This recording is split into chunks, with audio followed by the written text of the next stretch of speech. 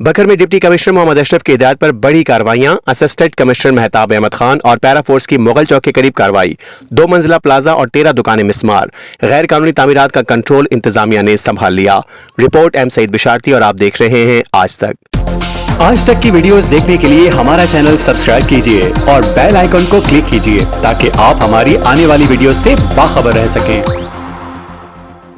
Deputy commissioner Mohammad Ashraf की खुसूसी हिदायत पर असिस्टेंट कमिश्नर बकर मेहताब अहमद खान और incharge para force Mohammad Sajjad ने बड़ी कार्रवाई करते हुए मुगल चौक के करीब सरकारी राजी नाजायज काबजीन से वागुजार करा ली है। कार्रवाई के दौरान 2 मंजिला प्लाजा, 13 दुकानें और 198 कनाल कमर्शियल और जरी सरकारी अराजी मुकम्मल तौर पर सरकारी तहवील में ले ली गई। जिले इंतजामिया के मुताबिक वागुजार कराई गई जमीन की मालियत तकरीबन 1 अरब 44 करोड़ रुपए से ज्यादा बनती है।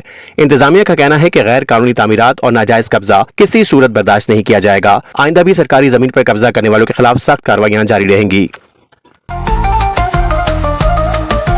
आज तक न्यूज, खबर सच के साथ।